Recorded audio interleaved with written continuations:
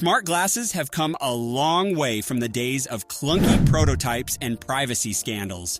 Meta's collaboration with Ray-Ban looks sleek, familiar, and far more capable than you'd expect. But behind the polished design are features and limitations that tell a bigger story about where Meta wants to take augmented reality. From display scheduling and hidden data processes to how competitors like Rokid and Amazon are quietly closing in, this video will show you everything you need to know before you buy or believe the hype. Number 5. Meta Ray-Ban Display Smart Glasses Demo Scheduling. Let's start with the demo experience. If you've seen Meta's latest display glasses in person, chances are it was through a controlled scheduling system. These demos are not open trials. They're carefully curated sessions where Meta selects what features you get to experience and, more importantly, what you don't. During scheduled demos, the emphasis is on camera clarity, AI responses, and design comfort. What's often left out is how the display feed works in real-world lighting or how much power the AI assistant draws when continuously active. Another unspoken detail, the demo scheduling system gives Meta access to use pattern data before the product even officially launches. It helps them refine AI triggers and usage tracking, which is great for development, but it also means they're collecting behavior analytics before customers even own the device. That's the part most users never realize. It's not shady, but it's something worth knowing. Number 4. Rokid Glasses. Rokid isn't a household name yet, but their smart glasses are pushing features that make even Meta's latest tech look limited.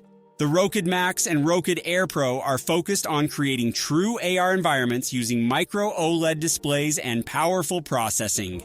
You can literally project a 200-inch virtual screen from your glasses and link it with your phone or console. Where Meta focuses on social connectivity, Rokid targets immersive productivity, movies, gaming, and AR interfaces that don't need cloud assistance. There's also a strong privacy edge here. Most of Rokid's data processing happens on-device, not through a Meta-style cloud infrastructure. The trade-off? You lose some of the AI convenience that Meta offers, but you gain local control and a surprisingly rich visual experience. Many early testers call Rokid's display sharper and more cinematic than Meta's. So while Meta perfects its lifestyle angle, Rokid is building the first generation of personal micro-theaters, and they might just be the ones who make smart glasses mainstream. Number 3. Ray-Ban Meta Glasses. The first generation Ray-Ban Meta Glasses were about blending tech into fashion. No holograms, no futuristic gimmicks, just a familiar Ray-Ban design packed with subtle intelligence. These glasses come with open-ear speakers, a 12-MP camera, touch controls, and full integration with Meta AI. You can ask questions, take photos, record video, or stream directly to Instagram or Facebook without lifting your phone. What Meta doesn't emphasize enough is how these glasses build a bridge between casual wearable use and AR data collection. Every command, every snapshot, and every query you make helps Meta refine its AI understanding of human habits. It's less about the gadget itself and more about the future Meta is mapping, where voice, vision, and context come together in real time. That said, the glasses are impressive in day-to-day use.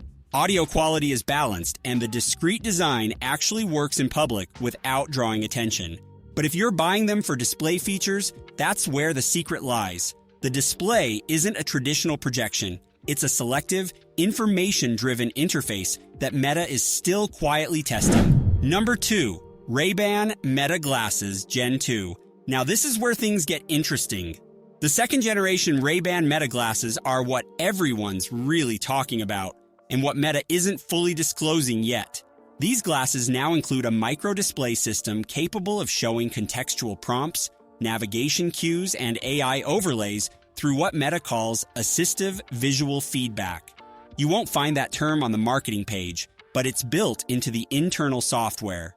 It means the glasses can display subtle on-screen notifications, like incoming calls, AI responses, or live captions directly in your field of view. That's the step between smart glasses and full AR. Meta has also doubled down on AI-driven awareness. The glasses recognize objects, identify landmarks, and answer contextual questions through the onboard AI chip. Combined with new noise-canceling microphones, This model feels more mature and capable. But here's the catch. Most of these functions still rely on Meta's cloud. That means data goes through servers before you see results, which raises privacy and latency concerns that Meta doesn't highlight in ads. Still, the Gen 2 model is the closest we've come to a wearable assistant that feels natural. You can walk, talk, and record your life without ever looking down at a phone. It's not perfect, but it's proof that Meta's long-term goal, a full AR ecosystem, is closer than most people think. Number 1. Amazon Echo Frames, 3rd Gen. At number 1, the Amazon Echo Frames, 3rd Gen. Not because they're flashier than Meta's glasses, but because they represent a smarter approach to real-world use. These frames aren't chasing visual displays. Instead, they're refining voice-first interaction. With Alexa integrated directly into the arms, you can control smart home devices, make calls, and get real-time updates without screens or distractions.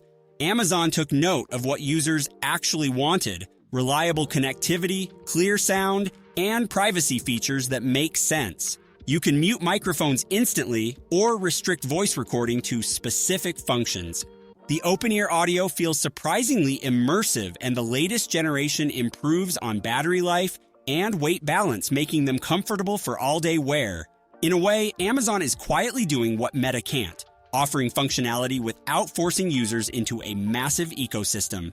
No camera, no constant recording, and no visual feed mean fewer privacy risks. It's a different direction, but one that might resonate more with people who want wearable assistance without surveillance.